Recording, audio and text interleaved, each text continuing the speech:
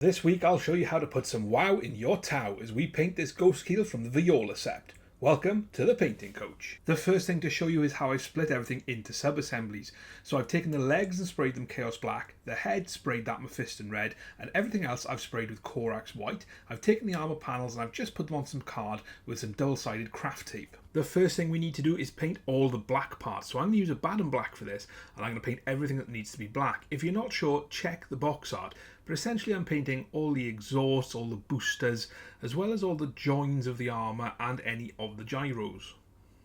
With the black done, it's time to highlight it. So the first thing we're going to do is we're going to dry brush using some Eshin Grey over the legs. Now just take your time and use the dry brush to just blend this highlight into place. We're going to continue using Eshin Grey on all the other black, except this time we're going to use the shape of the model to do a little bit of an edge highlight. So just drag your brush along the edges of the model, catching them to give that little subtle highlight. Next, we want to push that highlight a little, and we're going to do that using Mechanicus Standard Grey. Now we're going to continue using the edge highlighting technique, and we're looking to catch those edges that are facing upwards and are most likely to catch the light.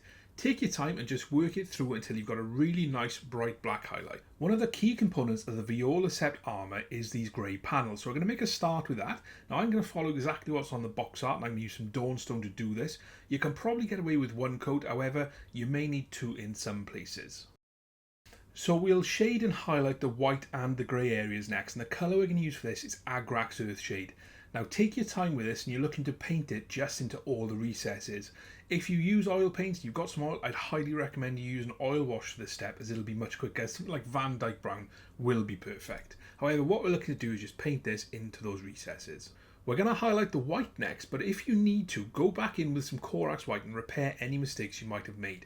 We'll take some white scar, and again we're going to use that edge highlighting technique, focusing on those areas of the model that are facing upwards. There's quite a bit to do, so take your time and enjoy it. We're then going to do exactly the same on the grey, using Administratum Grey to do the edge highlights, again using the shape of the model and making sure we focus on those areas that are facing upwards to give us that really crisp highlight.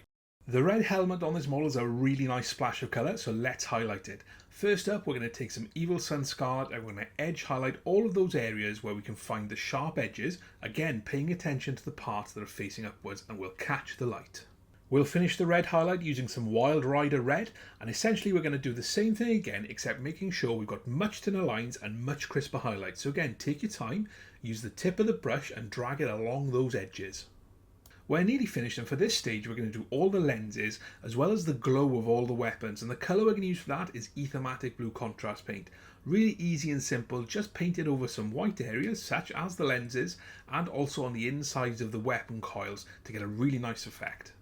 The final part of the model before we do any weathering is all the gold gyros. Now there's not many of these, you've got some on the torso, some on the legs and some on the weapons. So the colour we're going to use for this is Retributor Armour. When that Retributor Armour is dry, just take some Agrax Earthshade and wash this over all of the gold. Finally, put a highlight of Liberator Gold on. You can either do a thin line or a chunky one like I've done, but the effect is really nice. Now if you want a nice clean ghostkeel, you can finish here and base your model. However, we're going to add some weathering. The first thing I'm going to do is take a little bit of blister sponge, dip it in some white scar, wipe it off like a dry brush, and then gently dab this over the model where I think it's going to get some wear and tear. Take your time, it's always better to do less first and then add more as you go. And then finally we're going to take some Skavenblight Dinge, use exactly the same technique and just dab this over those areas where we've already put the white. Take your time because this is going to give you that simulated chipping effect. And there we have it, this ghostkeel is done, ready to help the Tau Empire expand. I really hope you enjoyed the video. Check out my other content, leave a like, leave a comment, check out my Patreon. I'll see you next time.